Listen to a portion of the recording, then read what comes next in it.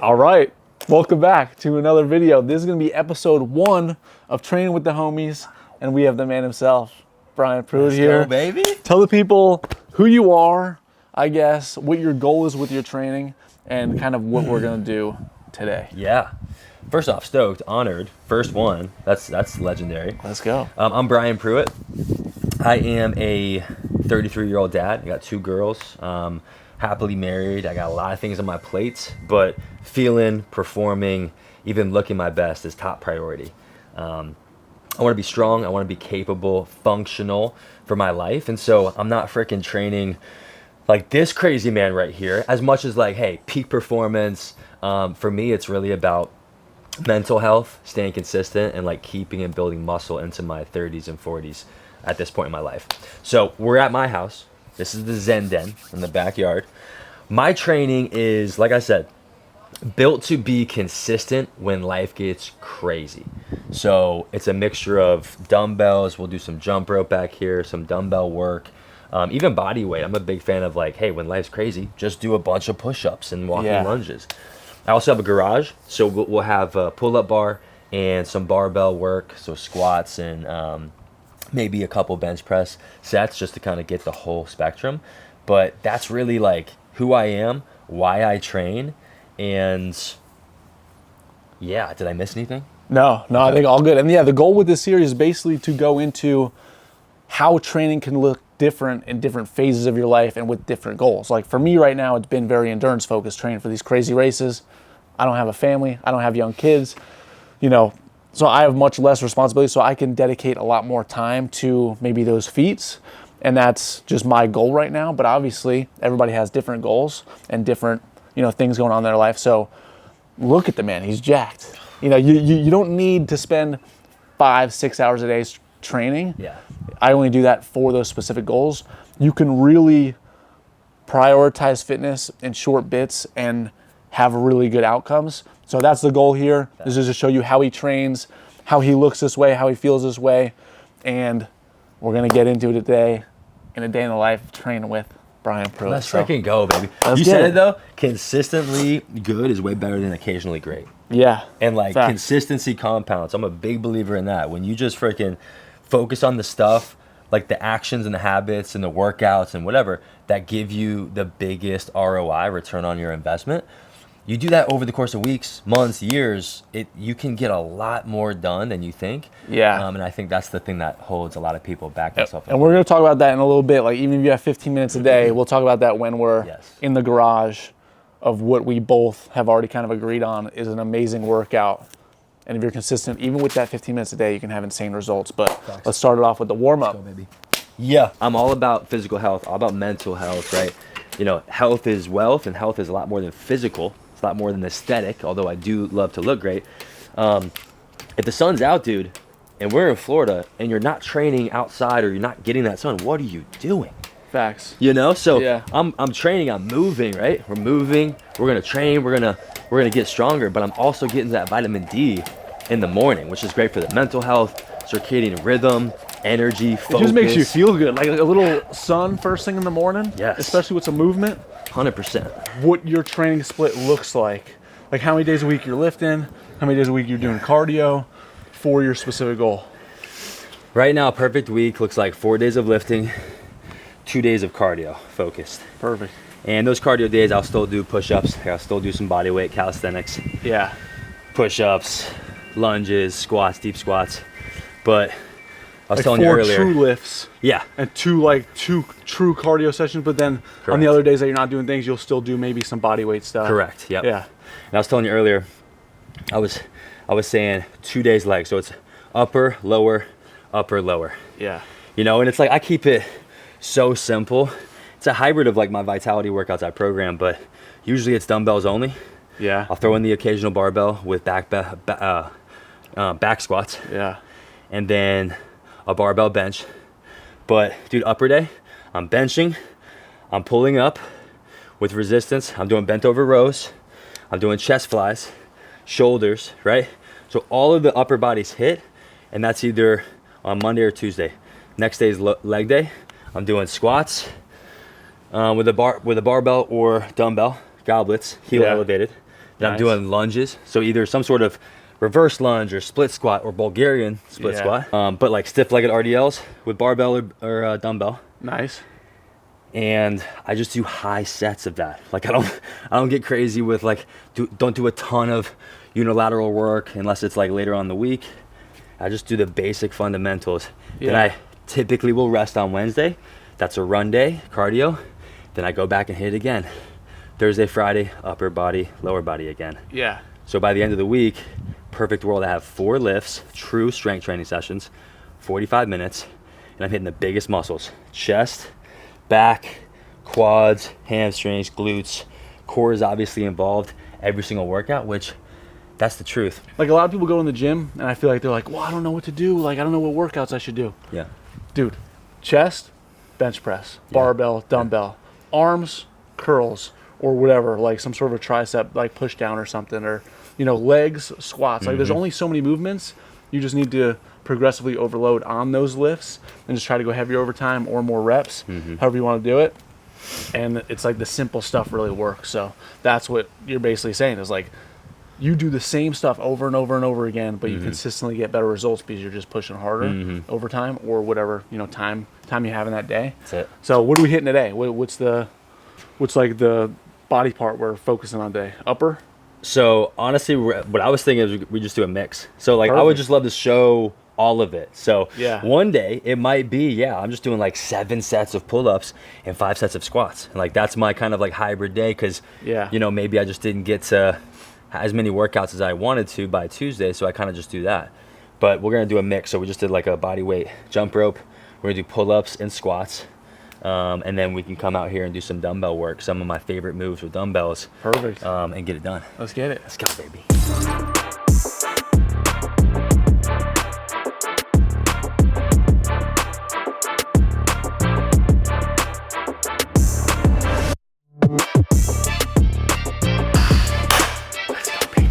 Go 2 more. He's going 1 more. I'm going 2 more. The key is to never let gravity or momentum lift the weight, because then it all falls on you. Yeah. Which is how you grow muscle. So if you're in a bicep curl, instead of like momentum, you go, and then you freaking control that weight down. So there's always tension, and you're not relying on gravity or momentum. Yeah. And it all depends. Again, it all depends on what your goal is. Like we're talking about building muscle. Yeah. You might see a football player slinging weight because they're working on explosiveness for their sport. So it all depends. Like if you watch somebody train, it's not like, oh, that's wrong. Like we just heard them talking about controlled.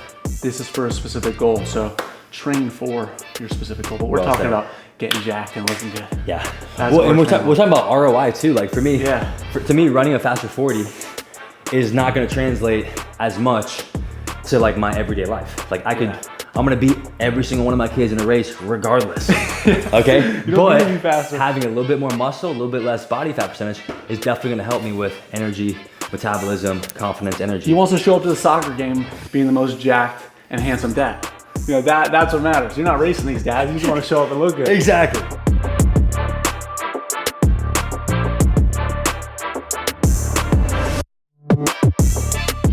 The physique happens in the gym, but it also happens in the kitchen. So what does your day look like in terms of what you eat? Breakfast, lunch, dinner, snacks, what you drink?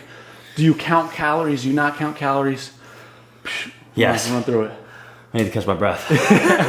When I think about, hey, what's your secret? Like, what do you eat? What's the diet look like? One of the things that I do naturally, inherently, automatic, is I eat similar foods all the time. Yeah. My breakfast looks the same every day. About every day. Yeah. Wake up, usually fast a bit. I'm not like rigid with the fasting, intermittent fasting. I do it like 3 times a week, I'd say. Breakfast, break fast at 11 or 12. Yeah. But every single breakfast, every single time I eat first, is a banana with some peanut butter, honey, cinnamon. 3 to 4 eggs. If I'm really looking to cut and make that easier, I'll switch the last 2 eggs for egg whites. Great way to keep it lean protein. Turkey bacon or regular bacon sometimes. Greek yogurt, pro mix scoop of whey protein. And and obviously like supplements like electrolytes and other things like that. But that's breakfast. Yeah. Maybe a piece of toast.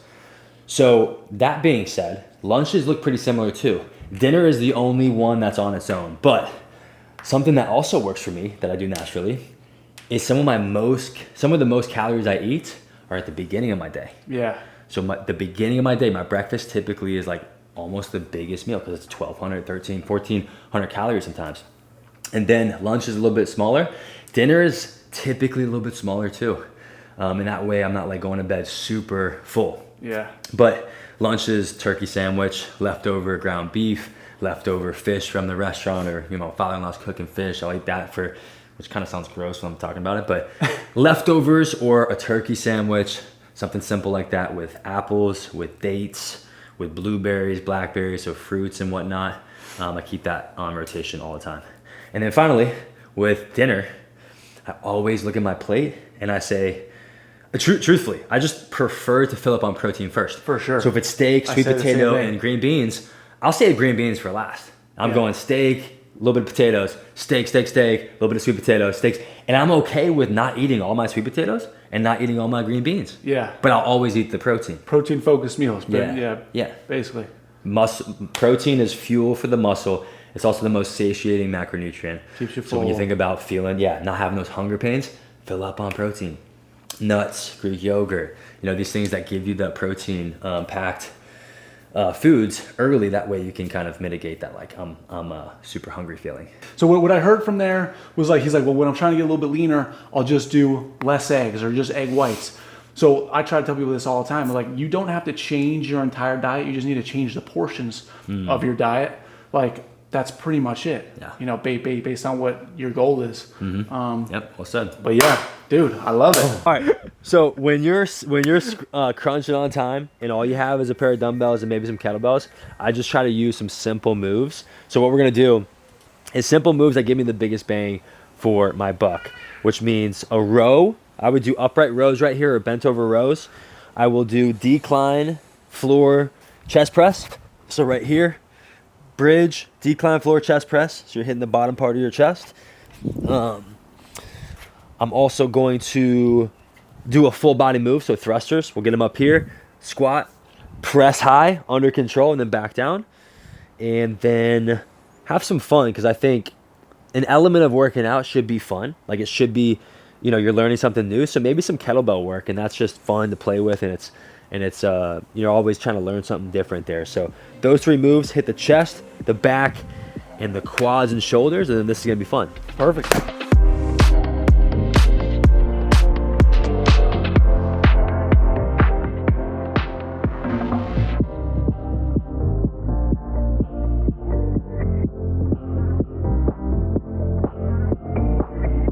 All right, so right now we are out here on the deck, and I'm looking inside, and his kids are right there.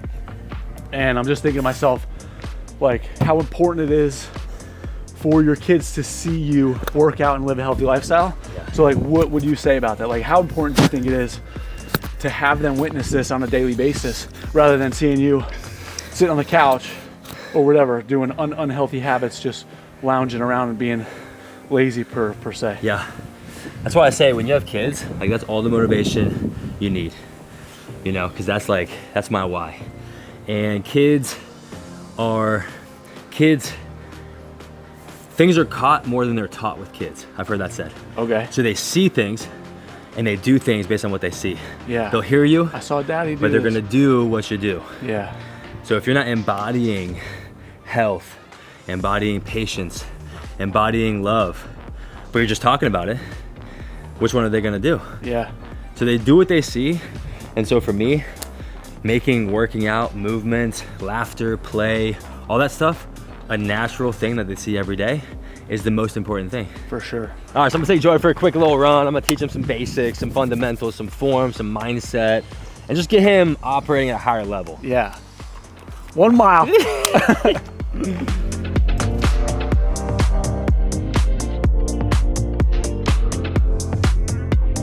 All right, here we are hitting cardio. So when it comes to your cardio, you said 2 days a week. What does that typically look like? This right here, like a nice easy mile, or Yep. what? That very simple. I put my shoes on and I hit the freaking pavement. I keep it simple. This is a mile run on this road, so I hit that half mile, go back home. A mile is perfect. Then sometimes I hit a 5K, but between those two runs, I have a shorter run and a longer run for me. Nice. It's a perfect balance for me. Yeah. Any speed work within it, or is it all mostly zone 2? I do sprint work Okay, perfect. on the street and then sprint work at the beach. So that's like Nice. 3 to 4 times a month, I'd say. Heck yeah. Yeah. Awesome. Yep. All right, we've talked training, we've talked nutrition. Now we're going to wrap it up with the recovery. So what does the recovery look like on a daily, weekly basis here at the Zen Den? Yes, it's all about optimizing sleep. So behind us, we have the Plunge All In, cold plunge, and we have the Plunge XL Sauna. Sauna is insanely beneficial for sleep. So when I'm at my best, I'm doing that for 15 minutes at 200 degrees, about an hour or two before bed, right? Cold plunge is perfect post run or off day or in the morning. I try not to do it after a lift because that hurts hypertrophy and muscle growth. So keep it simple, maybe a round or two of contrast, 15 minutes in here, 1 minute in here, boom, done, optimized for recovery. Let's go, let's do it.